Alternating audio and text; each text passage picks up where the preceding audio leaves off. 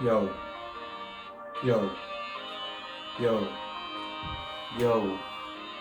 yo, yo, yo. Guess who's back? Guess who's back? Yo. It's your boy Joey Javale coming back to you with that season 2 of Sincere Emotions, episode 3. Let's go.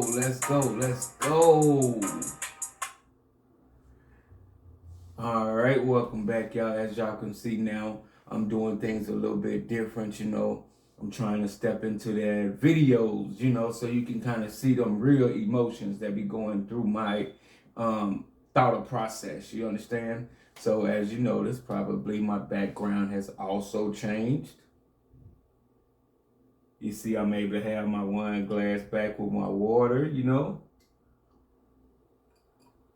So with that being said, that means your boy is at home. You feel me? Yes, let's go. So this is where the real work starts. Now that I am at home. For those of you that do not know, this is where the real part starts while working at home. The work that I was doing when I was getting treatment was located in a facility around people that are dealing with pretty much similar situations as me.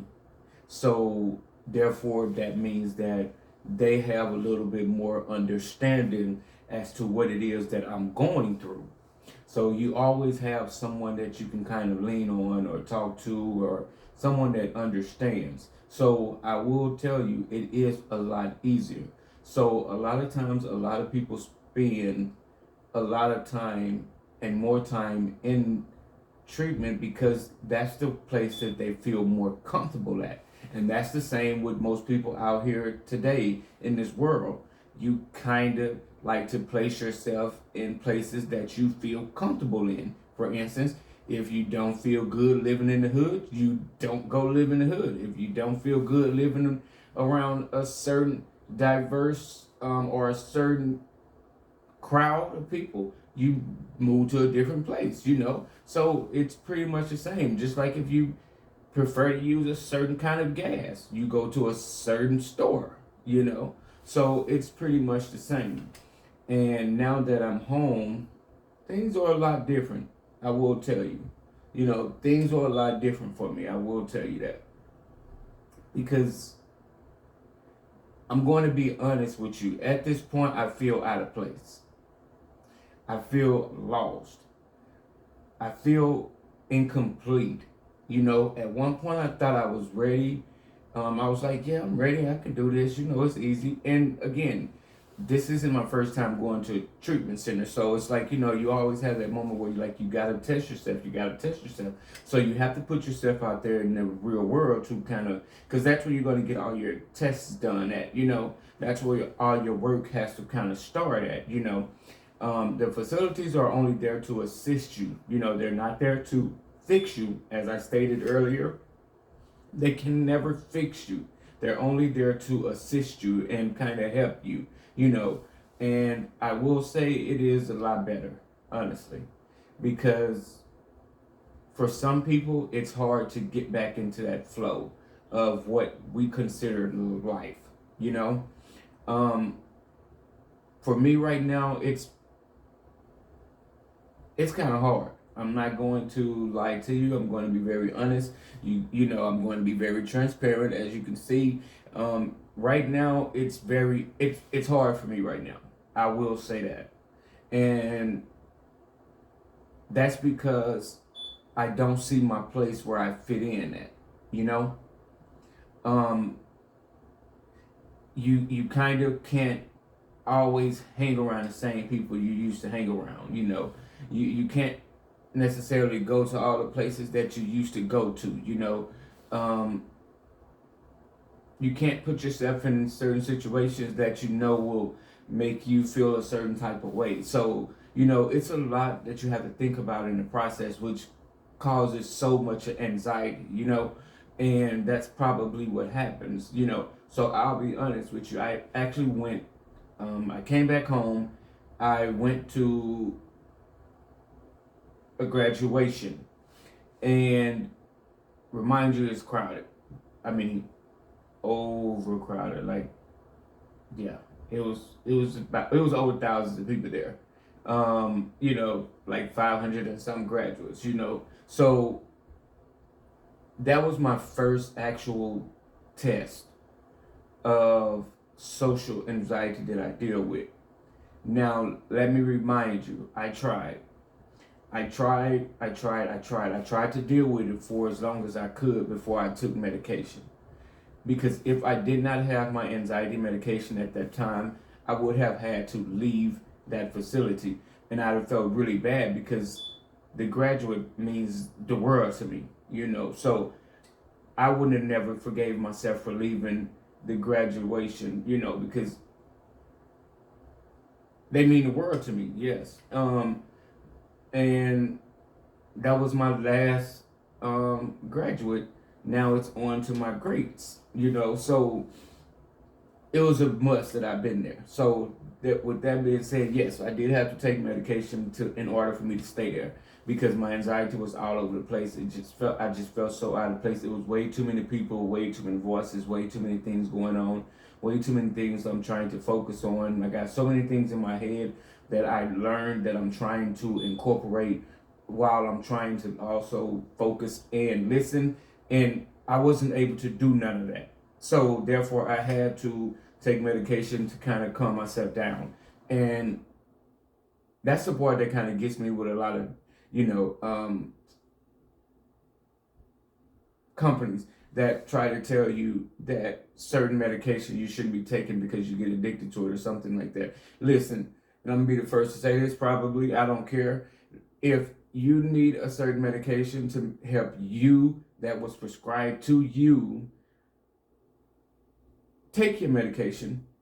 Don't let a doctor make you feel bad about taking your medication that is completely different from purchasing street drugs. You know, that I'm not doing, you know. But if the doctor prescribed it to me for a particular situation that I'm having to deal with, because nobody knows what you're dealing with but you. Nobody knows how it feels but you. They can only go off of what you tell them. And a lot of times you don't want to tell everything because sometimes when you tell everything, it can put you in a place where you don't want to be. They can put you in a place that you don't want to be in. So, you know, you kind of have to be careful a little bit, which is sad, you know, because you always want to be truthful when you're telling a situation. So, back to after that happened, you know, I was cool. I was good. I was able to, you know, after it was over, it was like a crowd of people. It was just like everybody bumping into you, walking into you, trying to get around you. You know, it was a lot. It was just, it was something I have not had to deal with in 7 months. So after that was over with and done with, you know, I did get home, you know, started to feel better as I got home because, you know, the crazy part is I'm back into the place that I once isolated myself into, you know, so I'm also having to deal with that. I'm also having to look at that as well. You know, I love my place, most definitely. Um, Love it, love it, love it. You know, but I will say it do puts a lot of reminders in my head as to that place I was in before I left. You know, I'm back into that place where I was when I first left. You know what I'm saying? So it's kind of hard. I'm gonna be honest. It's kind of hard being in the same place you were in the same environment you were in when you left to go get treatment and come back. You know, because it's like you leave to go get treatment, but you come right back to the same environment. And when I say right back, I mean right back to everything that's pretty much was the same to when you left. It's all the same when you come back. And it's crazy because you're not prepared for the same, you know, that's something that they should probably, you know, consider, you know, not putting yourself back into the same situation. Now, they do ask you about planning, so you do get a chance to go over your discharge planning before you leave places, so they kind of like, what is your thought? What are you planning on doing? Do you have this set up? Do you have that set up? Do you need help with this? Do you need help with that? So honestly, I just feel like it's probably going to be better if you're not putting yourself back into the same situation. Um, it's a lot better and it feels better because then it's like you feel like you have a fresh start. Because when you go to treatments, you feel like you have a fresh start, and you feel like you're working on something to make yourself a whole lot better. But when you leave and you discharge and you come back home, it's almost like you are pretty much just back in the same situation, So to be honest with you, yes, it's kind of hard.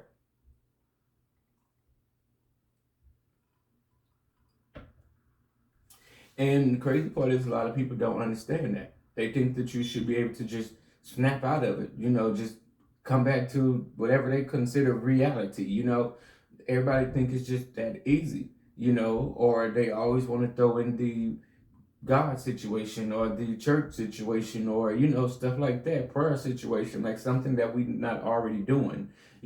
They act like we're not already doing that, so it gets really, really, really hard, Now I'm also going to say, so yesterday was my second test. Again, the graduation was for the same person the party was for, which is my nephew. And everybody know how I feel about my nieces and my nephews. They mean the world to me. If I can attend every single event and every single thing that they do, I most definitely would. And a part of me feels, horrible the way that I feel and the things that I'm going through because it's taken away from me being able to be there more for my great nephews like I was there for my nieces and nephews, So trust me, I think about all of that. It makes me feel really, really, really horrible. And sometimes it does get the best of me. And that's when of course, you get anxiety for that, because your heart just start beating, like you get nervous, you like scared, hoping so and so is not hating you, or people think you're not really trying, or people think you're just giving up, or stuff like that. All of that stuff goes through your head.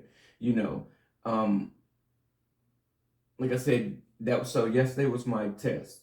And my nephew had a party. Awesome, it was great. I was able to help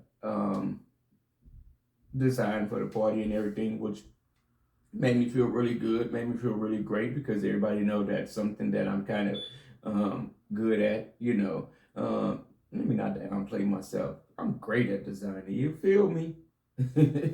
But no, so that was awesome. I got a chance to do all of that, I got a chance to see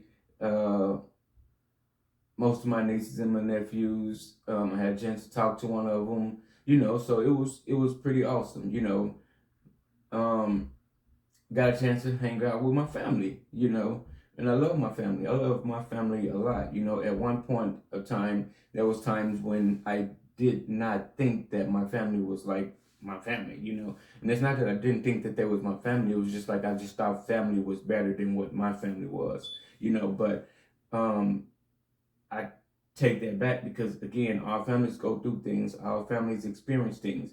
I love my family with all my heart. I will always need my family. I will always support my family. I will always be there for my family if I can. I love them. Everybody that was there, I love every last one of them. Um, every last one of my family members that was there. Um, of course, they couldn't stop mentioning how much weight I've gained.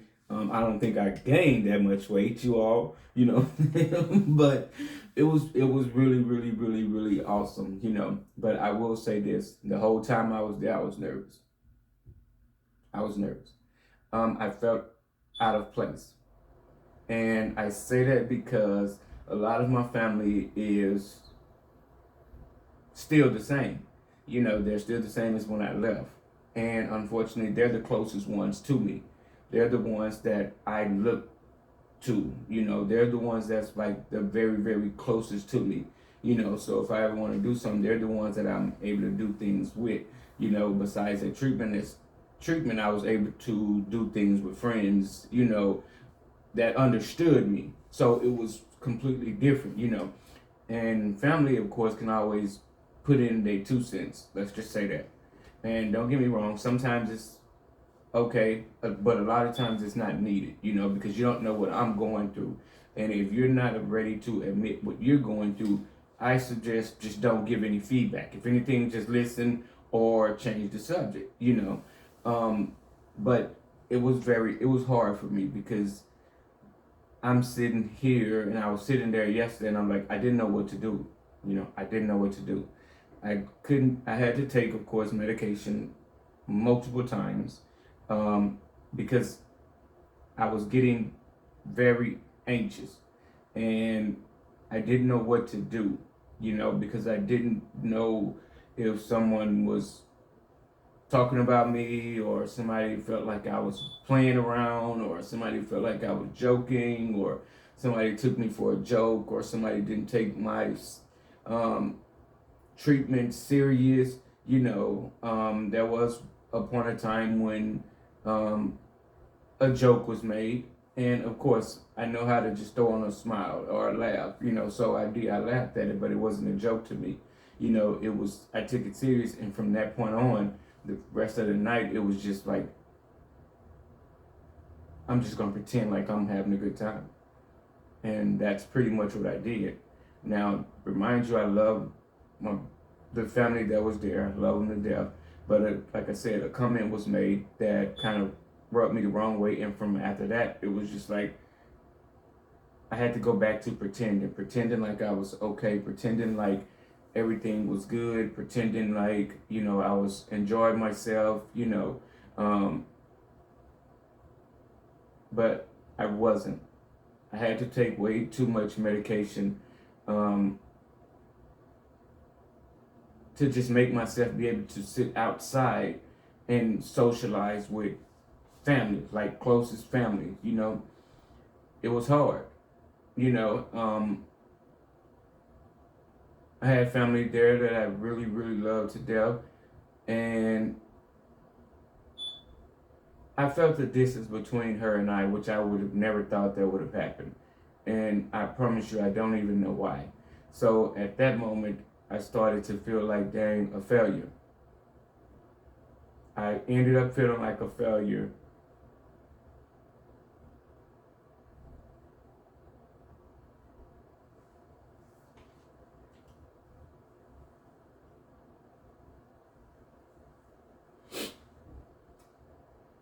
I did. I ended up feeling like a failure, after the night was ended. And there was nothing I can do about it. There was nothing I can do about it. So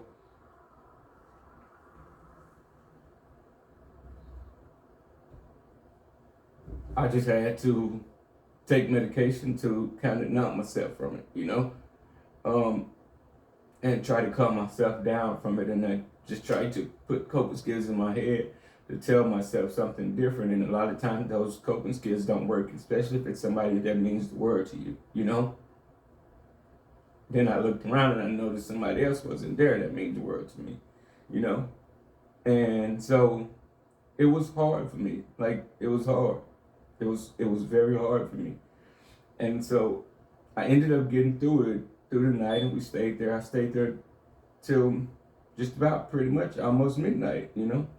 Um,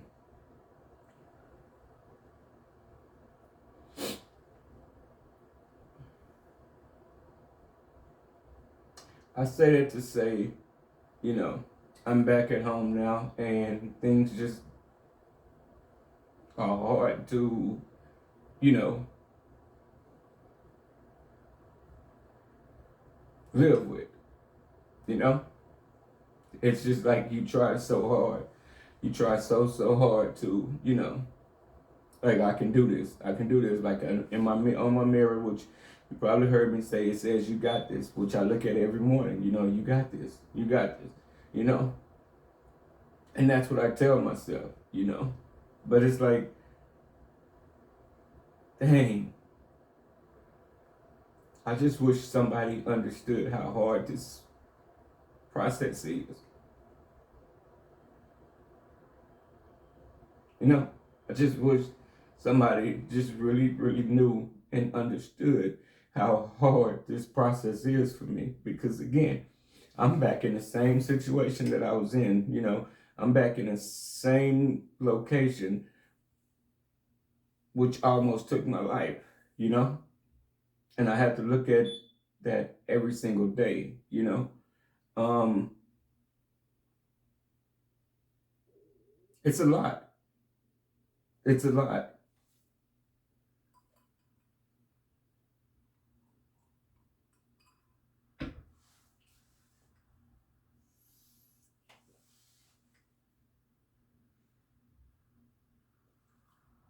That's something else I took on, you know, just to kind of calm my nerves a little bit. You know, I started vaping, but of course, I will tell you, it is zero nicotine, zero nicotine. I don't do nicotine or none of that, nothing else, no, nothing, you know.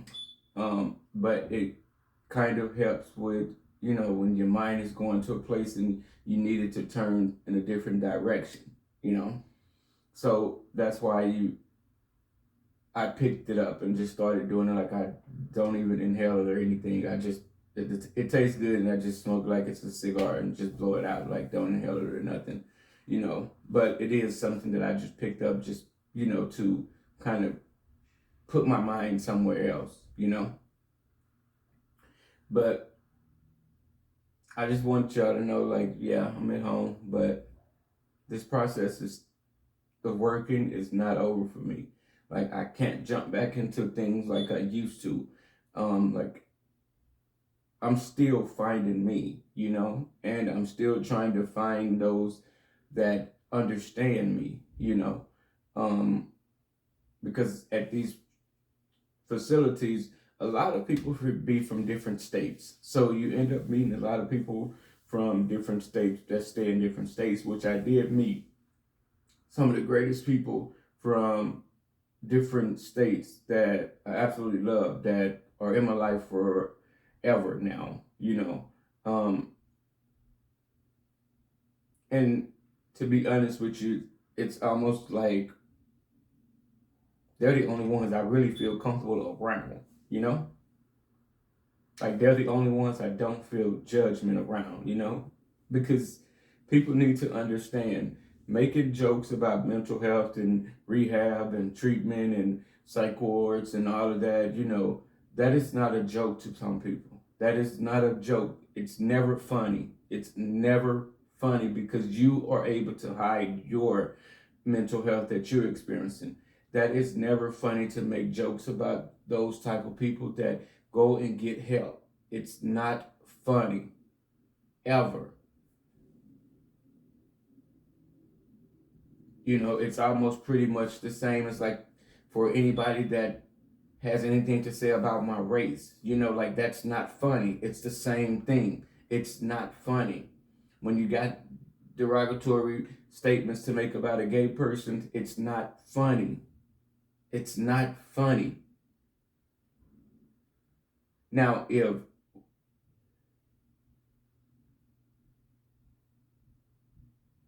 somebody you know that look at it as, and they look at it and they tell you that they need it as to make it things a little bit more so they don't take it so serious, a little funny for them, then that's a different story, but it's still not funny. It's not even funny when we do it. For instance, if I was talking to someone about a treatment, the treatment centers or anything, and then I started making a jokes about it, it's still not funny. It's not. If I talk to somebody about my race, it's not funny. I don't care what kind of joke I make. It's still not funny. And that's what a lot of things, people need to start taking life serious. Start taking things serious. A lot of times you hear they come in, you're too serious, you're acting too serious. Well, there's a reason why people should act serious. Life should be serious. for some people. Life should be fun and life should be serious. You should know when to turn things on and when to turn things off. You know, just like some people, you know when to be professional and you know when not to be professional. So it's the same. You know when to turn on life and you know when to actually just enjoy life. You know, it's the same thing. So please stop making jokes about it because it's not funny. And now I'm at home, and to be honest with you, I don't even feel like this is the place for me anymore.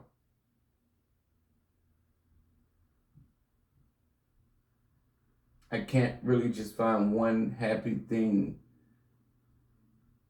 that I love about where I'm at. And not my place that I stay in. It's just in my position, like where I'm at, period. It's just nothing I enjoy or like about where I'm at right now at home. I don't like it. I feel so out of place and I don't know how to find my place.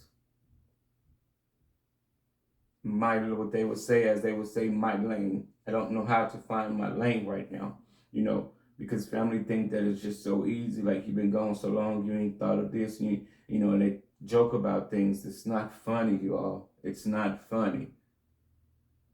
And I wish people would really stop making jokes about it because it's not funny. All it does is it set a person back, you know, and then it makes that person not even want to be around you, you know. And I don't ever want to get into a situation where I don't want to be around my family anymore because I have had those moments, and it did not feel good, and I never want to feel that way again because I love my family.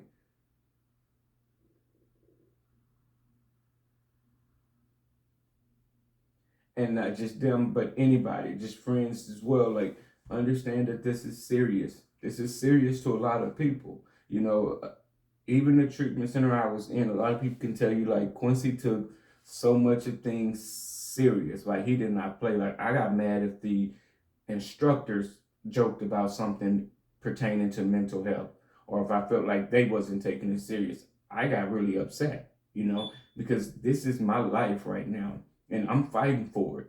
And not only am I fighting for it, you got a lot of other people out there that are fighting for their life for other people. We are fighting for our lives for other people because we realize if we leave this world today, we're not only hurting ourselves, we're hurting a lot of people.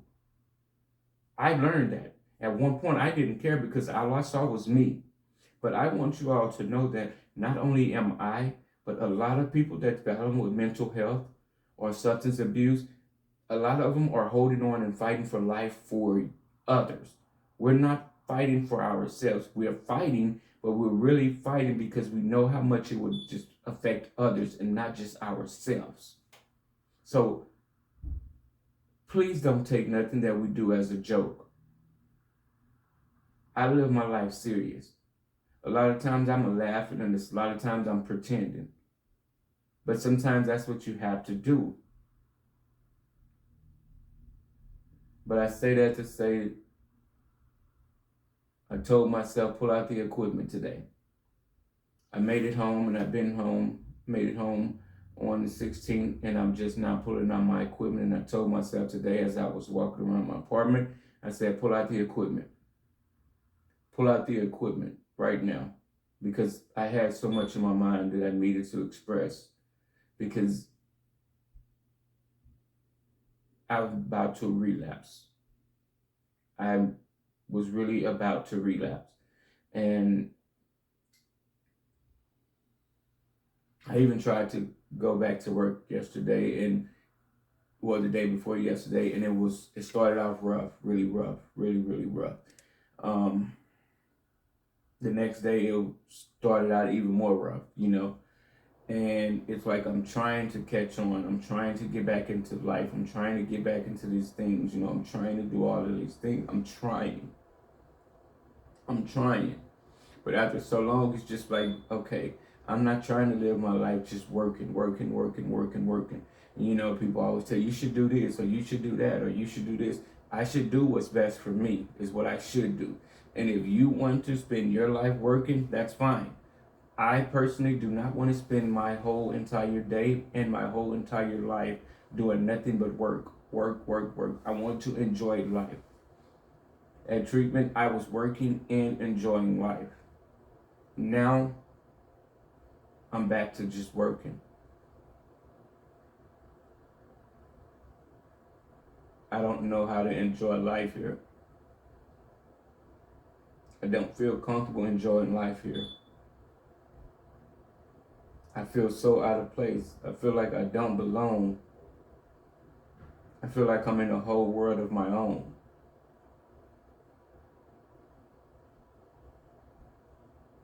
I'm lost.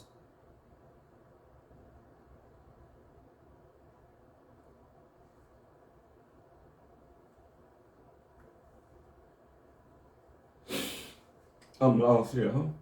But I'm working and I'm fighting. I'm fighting for everybody, you know? I'm working and I'm fighting. I'm fighting for everybody. I'm fighting to try to make this work. I am. Because I know it wouldn't just hurt me. I know it would hurt a lot more people than just me. You know?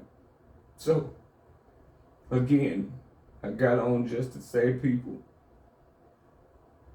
stop looking at us like we're a joke.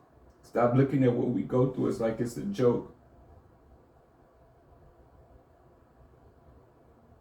If you want to joke, joke on your own time. Don't joke around me. Or don't joke around others. You know? You just never know what a person is going through when you're making comments. You know, some people say, well, I was just trying to make you laugh. Well, how do you know at that point in time is the time that I needed to laugh?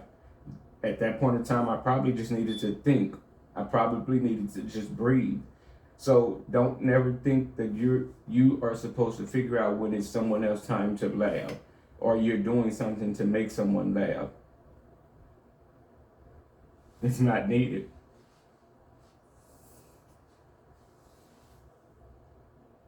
Do it on your own time. With that being said, y'all, thank y'all so much for tuning into my podcast, Sincere Emotion, back for season 2. Again, I'm trying to do the videos so you all can understand how sincere and how much emotions go behind recording every time I record. I just want you to know how sincere it is, you know? This means the world to me. So with that being said, thank you all so much for tuning in. If you know somebody that's struggling with mental health or substance abuse, don't talk about them, get them some help. Talk to them about getting help, because a lot of us out here in this world don't know where we belong and don't know how to find our lane and don't know how to put ourselves in that place if we're not around others that knows exactly what we're going through. That's the same thing with substance abuse people. They hang around and be around those that know exactly what they've been through or what they are going through. Just like any other person. Drug dealers, they hang around others that know what they do and why they do it and how they do it. They, you all do the same thing. So be careful with the words that you use or the words that come out of your mouth, because you just never know what someone is going through, because right now it's hard for me. It is so hard for me, to the point to where I'm almost wanting to check myself back in again, because I don't know if I can do this. I don't know. That'll be the end of my episode 3. Thank you all so much for tuning in. Expect me to be back soon. Until then, everybody take care of yourself and try to enjoy life. Peace.